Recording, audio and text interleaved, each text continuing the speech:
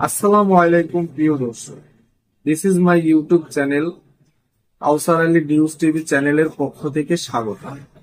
আজকের ভিডিওটি অত্যন্ত গুরুত্বপূর্ণ একটি বিষয় যা আপনাকে আমাকে ভাবতে বাধ্য করবে। পিলখানা হত্যাকাণ্ড কেন ঘটানো হয়েছে, কাদেরকে খুশি করানোর জন্য ঘটানো হয়েছে, তারা এই ভিডিওর মাধ্যমে জানতে পারবেন। প্রিয় দর্শক, বেশি কিছু কথা বলবো না, চলেন সেই কাঙ্ক্ষিত ভিডিওটি দেখে আসি।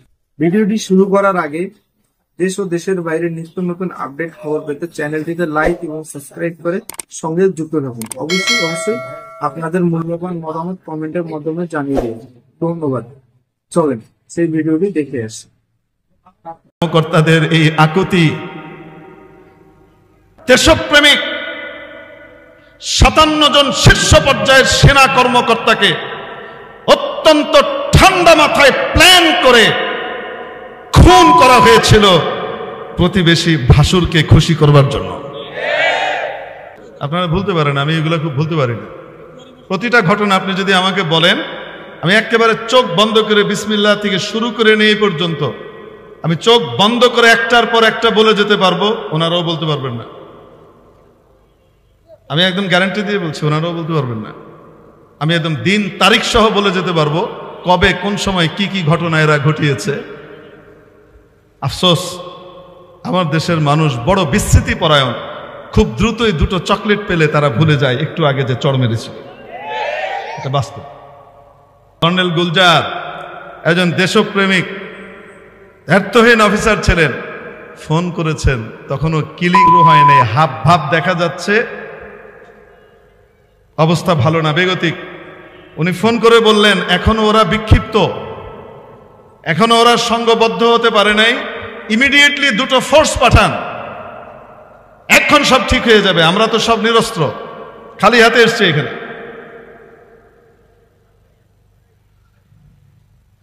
ফোর্স কতটুক তাড়াতাড়ি এসেছিল সেটা পরে বলি। তারপরেও ঘন্টা খানিকের মাথায় সেনাবাহিনীর ব্রিগেড এসে এখানে আবাহনী মাঠের এখানে এসে কি করলো, অবস্থান নিল মাত্র 1 কিলোমিটার দূরে। কর্নেল গুলজারের লাস্ট ফোন সব রেকর্ড এভিডেন্স হিসাবে এখনো আছে।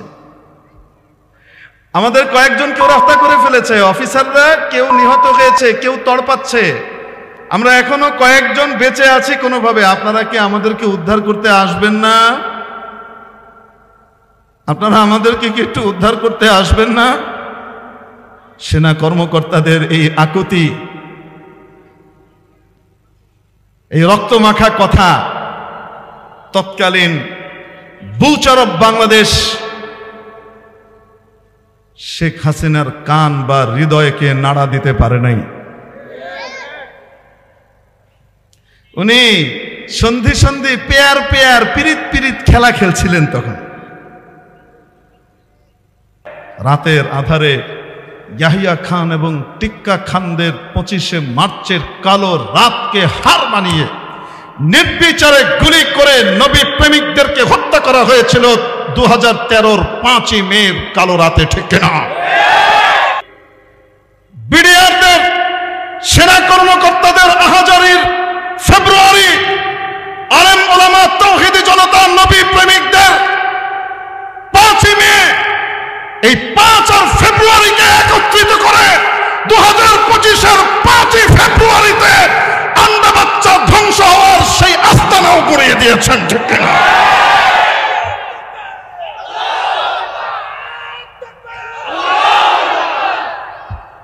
কি মনে হয় এমনি হয়েছে না উপরওয়ালার ফয়সালা?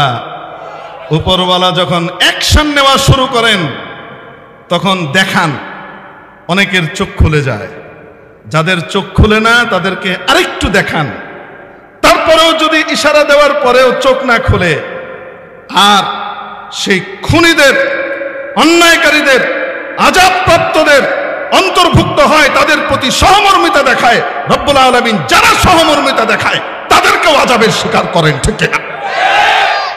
যে কয়দিন আল্লাহ হায়াত রেখেছেন, শাবদুলের মতো, সিংহের মতো জীবন যাপন করতে হবে।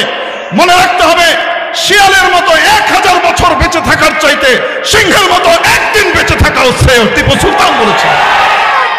কি পরিমাণ খুন করলো, কি পরিমাণ ধর্ষণ করালো। 1998 এইখানে জাহাঙ্গীরনগর ইউনিভার্সিটিতে, দেশের দ্বিতীয় শীর্ষ বিদ্যাপীঠ ঢাকা ইউনিভার্সিটির পরে যদি কাউকে বলা যায়, এই জাহাঙ্গীরনগর ইউনিভার্সিটিতে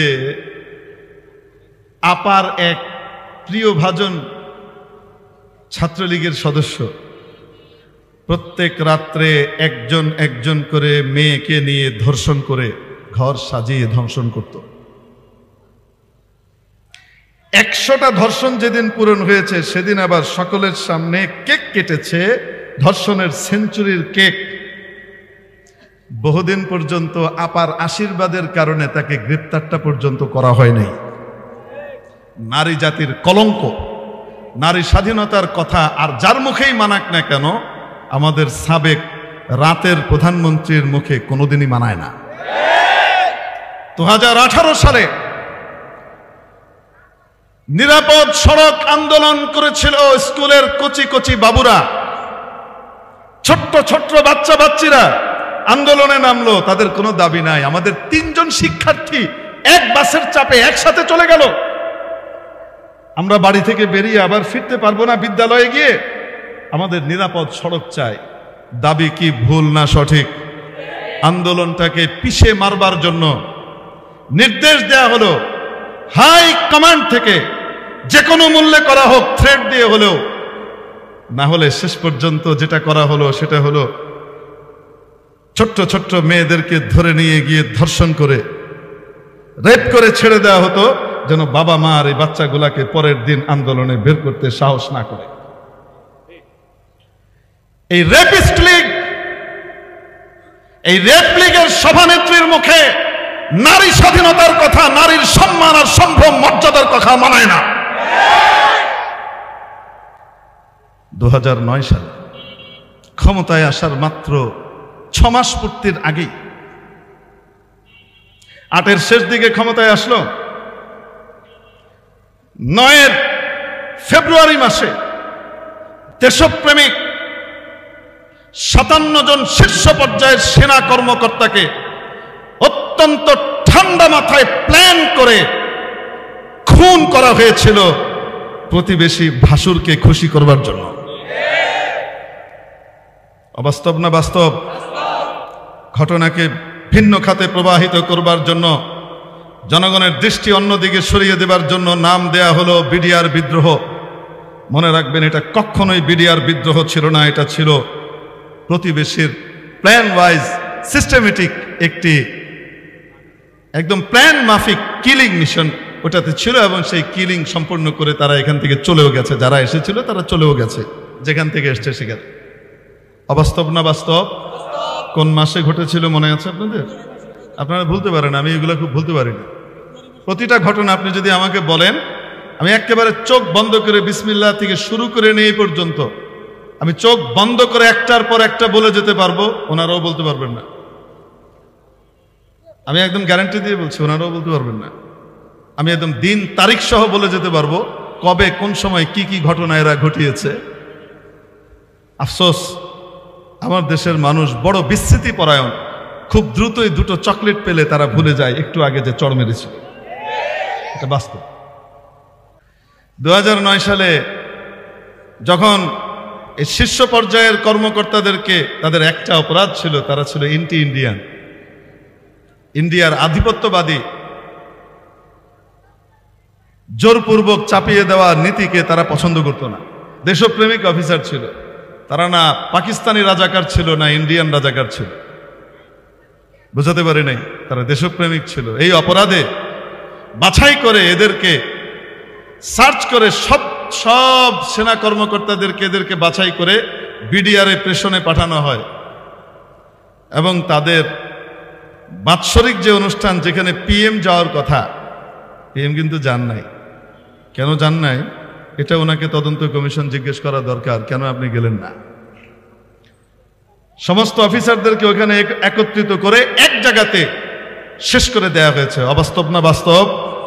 কর্নেল গুলজার একজন দেশপ্রেমিক, দায়িত্বহীন অফিসার ছিলেন, ফোন করেছেন, তখনও কিলিং শুরু হয়নি, হাব ভাব দেখা যাচ্ছে অবস্থা ভালো না, বেগতিক। উনি ফোন করে বললেন এখনো ওরা বিক্ষিপ্ত, এখনো ওরা সংঘবদ্ধ হতে পারে নাই, ইমিডিয়েটলি দুটো ফোর্স পাঠান, এখন সব ঠিক হয়ে যাবে, আমরা তো সব নিরস্ত্র, খালি হাতে এসছে এখানে।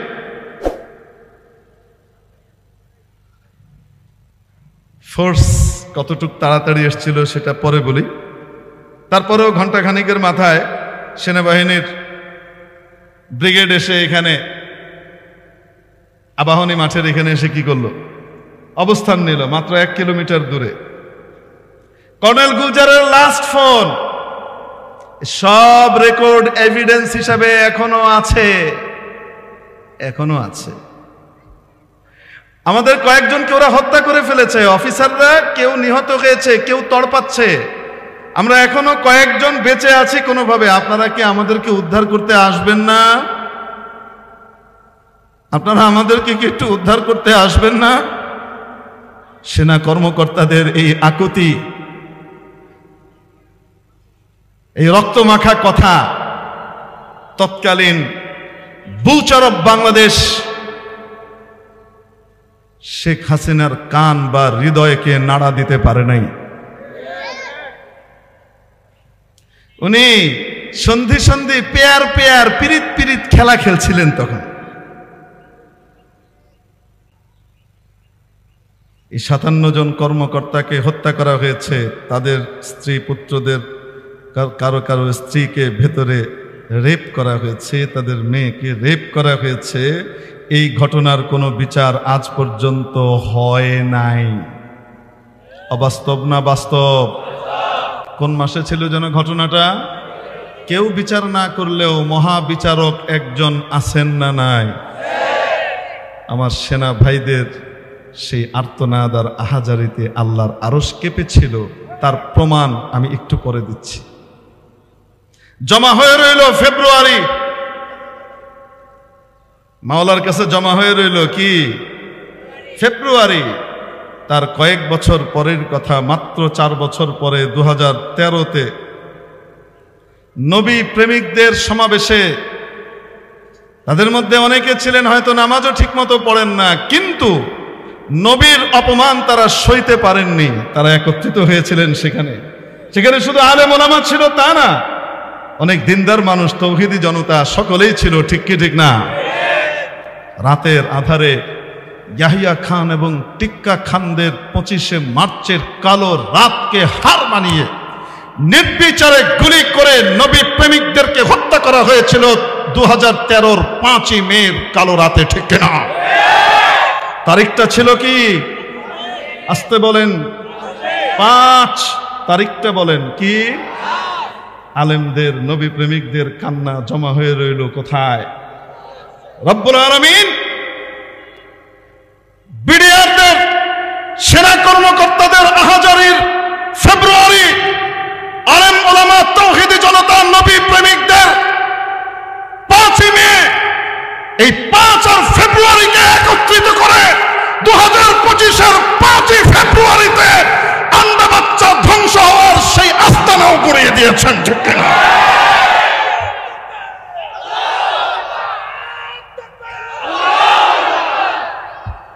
কি মনে হয় এমনি হয়েছে না উপরওয়ালার ফয়সালা? উপরওয়ালা যখন অ্যাকশন নেওয়া শুরু করেন তখন দেখান অনেকের চোখ খুলে যায়, যাদের চোখ খুলে না তাদেরকে আরেকটু দেখান, তারপরেও যদি ইশারা দেওয়ার পরেও চোখ না খুলে, আর সেই খুনিদের, অন্যায়কারীদের, আযাবপ্রাপ্তদের অন্তর্ভুক্ত হয়, তাদের প্রতি সহমর্মিতা দেখায়, রব্বুল আলামিন যারা সহমর্মিতা দেখায় তাদেরকেও আযাবের শিকার করেন, ঠিক কিনা? আল্লাহ পাক প্রথমেই দেখিয়ে দিলেন, দেখেন নাই?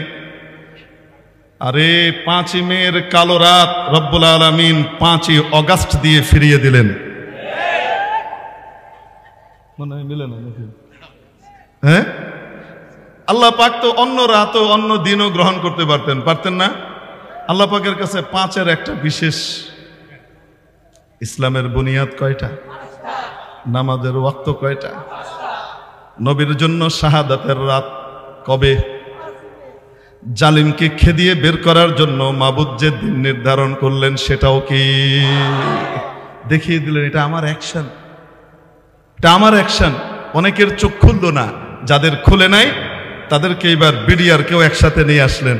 বিডিআরের ফেব্রুয়ারি ওলামায়ে কেরাম আর নবী প্রেমিকদের 5-2টাকে মিলিয়ে আন্ডা বাচ্চা ধ্বংসের জায়গাটাকেও শেষ করে দিলেন। ঠিক কি ঠিক? খুব খেপবে আমার উপরে। ক্ষমতা যদি কোনোদিন আইবার বাড়ে, বোঝেন নাই মনে হয়? শুনেন একটা কথা কই দি, আজরাইল কারো খালাতো ভাই না যে ডাকলে আয়। আমারে মারণের লেগে আপনার মারণের লেগে কে লাগবো? আজরাইল লাগবো না? আজরাইল কি কারো খালাতো ভাই? ডাকলে আয় বলবো? জি নেই। যে কয়দিন আল্লাহ হায়াত রেখেছেন শাবদুলের মতো সিংহের মতো জীবন যাপন করতে হবে। মনে রাখতে হবে শিয়ালের মতো 1000 বছর বেঁচে থাকার চাইতে সিংহের মতো একদিন বেঁচে থাকাও শ্রেয়। টিপু সুলতান বলেছেন। আল্লাহ পাক আমাদেরকে বুঝবার তৌফিক দান করেন। যে সমস্ত ভাইরা ভুল করেছিলেন, অন্যায় করেছিলেন, খুন, নির্যাতন, ধর্ষণের পথে ছিলেন, তাদেরকে তওবা করার তৌফিক দান করেন। আমরা তো চাই তারা তওবা করুক, সঠিক পথে ফিরে আসুক, সকলে মিলে দেশকে পুনর্গঠন করবার জন্য একসাথে আত্মনিয়োগ করুক। ঠিক কি ঠিক না? দোয়া তো করি, কিন্তু কপালে তারই লাগবে যার কপালে হেদায়েত আছে, না থাকলে লাগবে না। এখনো পর্যন্ত এই কথা বলে যেই রাজধানীতে দিনের বেলায় আমরা দম্ভ ভরে ঘুরতে পারবো না, নিজের মন মতো বিচরণ করতে পারবো না, সেই রাজধানীবাসীর রাতে আমরা সেই রাজধানীবাসীকে শান্তিতে থাকতে দেবো না। আমাদের ছাত্র সংগঠনকে আমরা সেভাবেই প্রস্তুত করছি।